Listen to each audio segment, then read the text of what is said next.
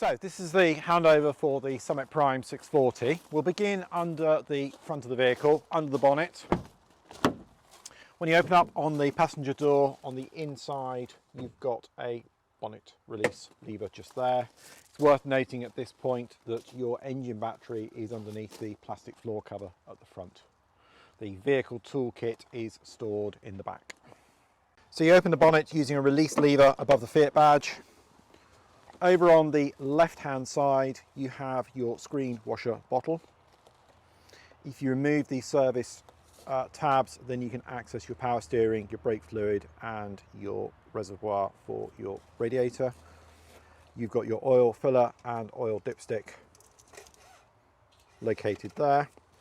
Should you ever need to jump start the vehicle, there is a paddle that's exposed underneath this flap here. Attach your positive onto that section and attach the negative over onto that bolt, and that should allow you to jump start the vehicle accordingly. So your fuel filler cap, this outer flap's not affected by the central locking. It's ignition key in, turn the key, and then turn the cap, and you should be able to get it out nice and easily. Put your fuel in and then back in afterwards. Below that you've got your access point for the AdBlue as well. There's an indicator that will come up on the dashboard should you ever require it. Down on the lower skirt of the vehicle you've got your wastewater lever access point. So this drains your grey water from underneath the vehicle. The adapter which goes onto there, turn it through 90 degrees and it opens it and allows that grey water to be drained off and then close after use. Toilet cassette. Push both buttons to open the door. To access the toilet cassette, you need to push up on this green tab and slide the whole body of the cassette towards you. Should come out readily enough. Take the black cap off the end and then tip the whole cassette up, pressing in this green button here, and that allows the content of the cassette to be emptied out. Before you load it back in, recharge with a base chemical, typically green or a sachet, mixed with about 2 litres of water, and then tap your cap back on again and slide it back in, ready for use.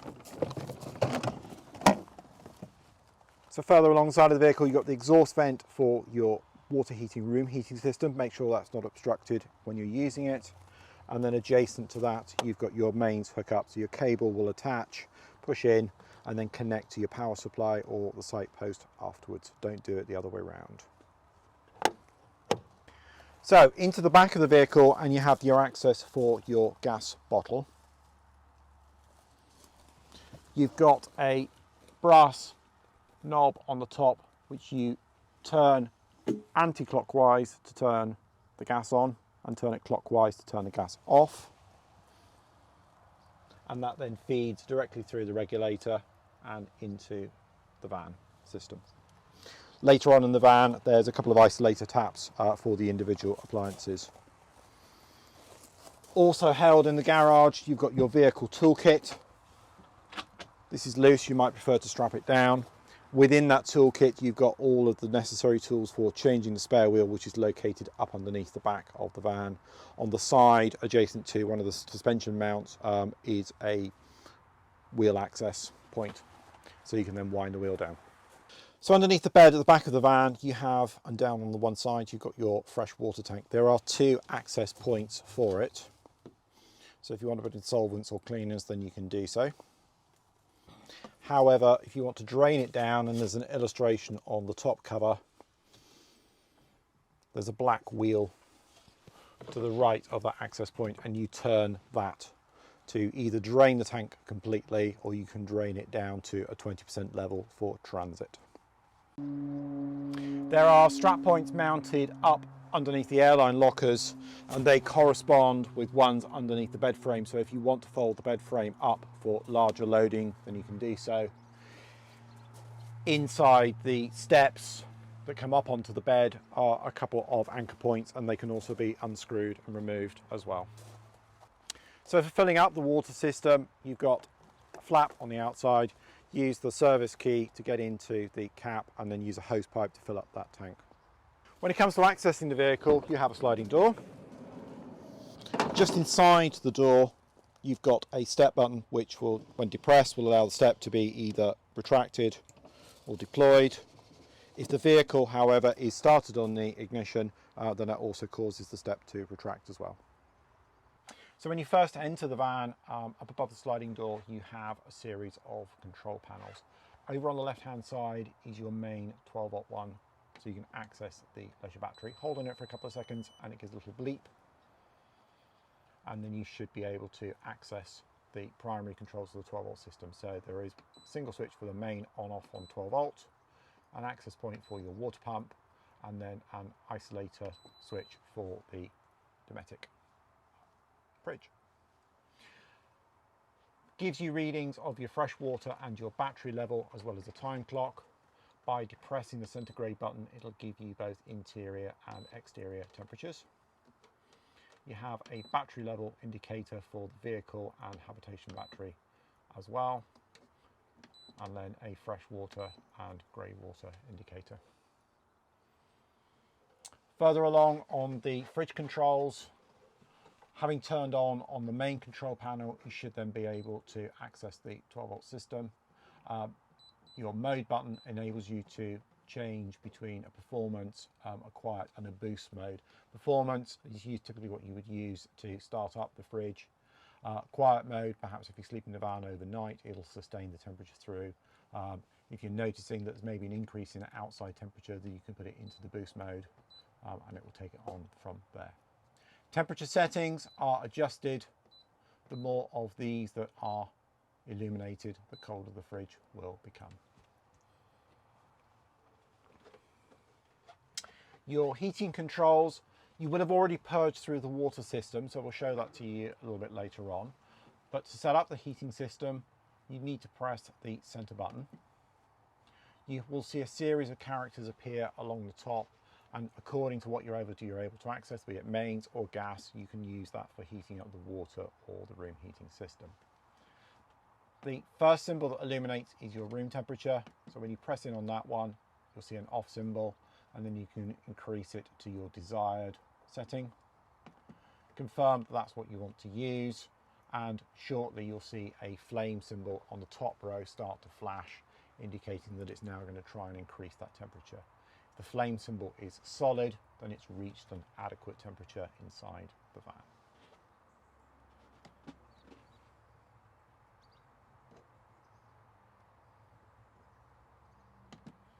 To turn it off, go back to the off position and select it, and you'll see that the flame symbol has dispersed.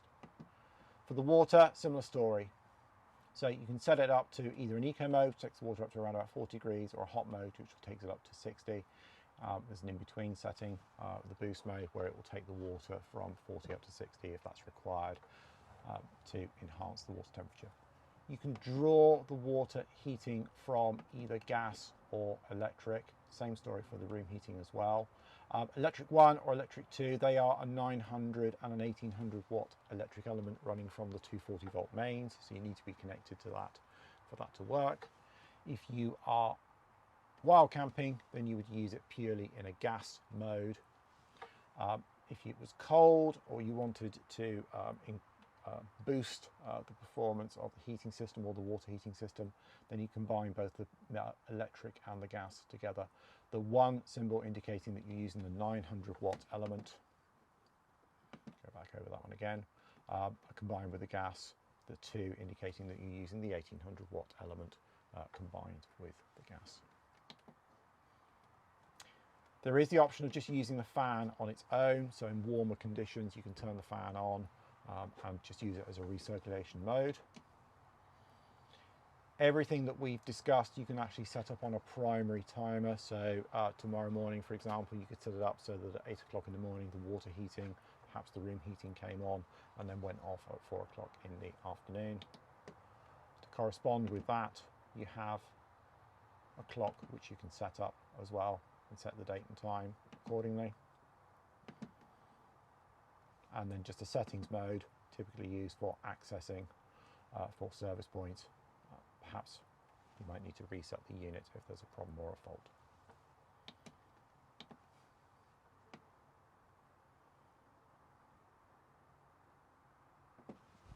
When you're using the water system for the first time, you will need to purge the system through.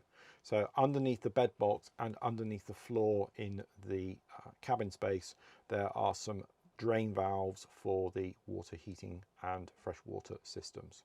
Having made sure that they're closed, you can then draw the water through, turn the water pump on the control panel, and then when you lift up your tap, you should get the water flow coming through.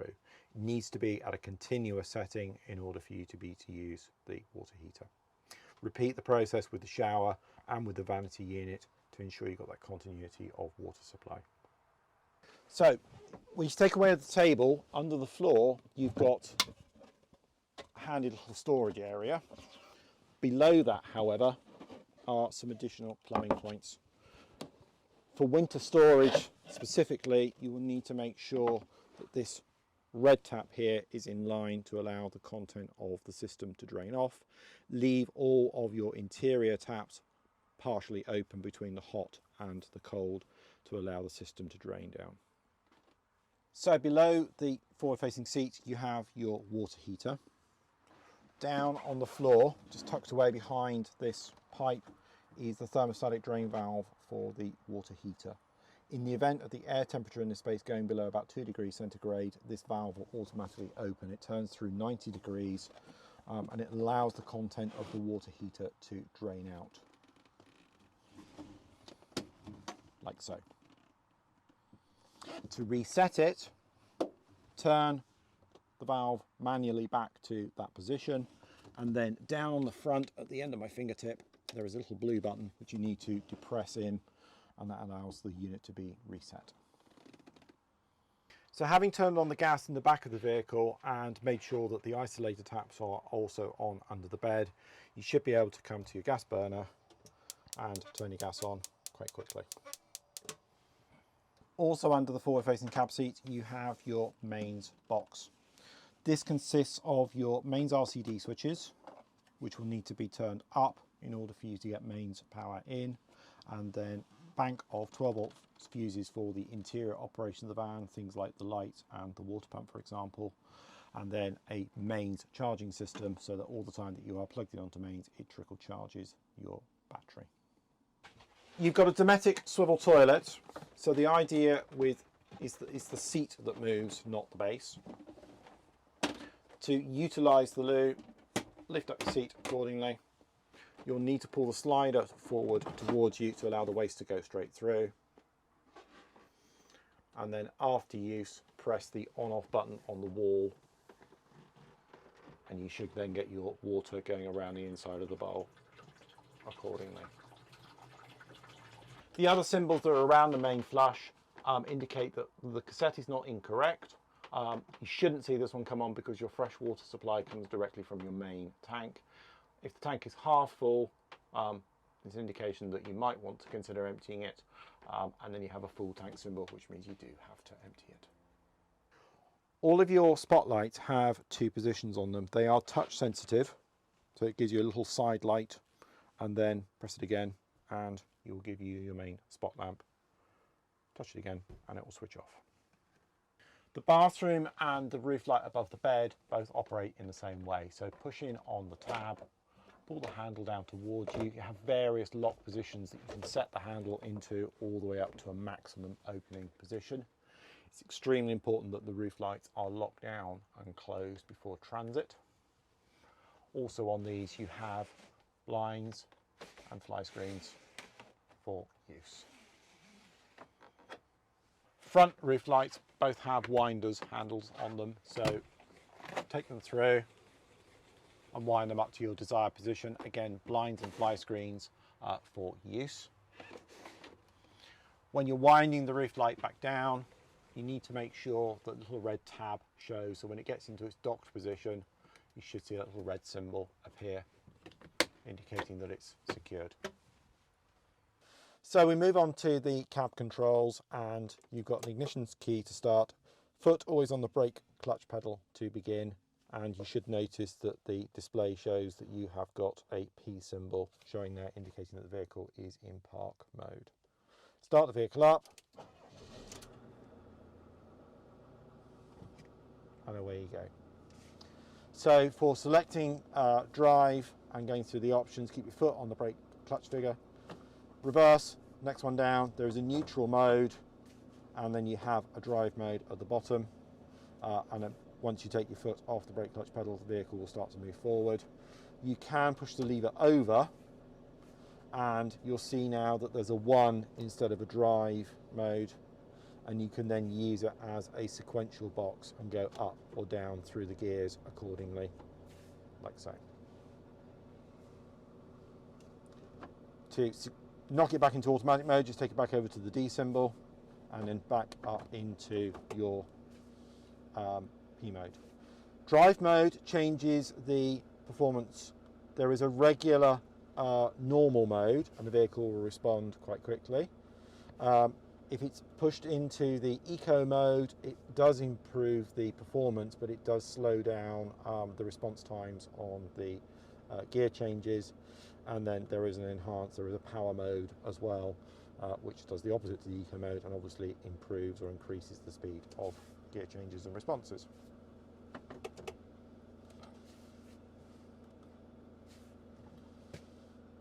Your controls around the steering wheel, you have your side lights and dipped headlights on there, and then that main stalk is also your indicators as well.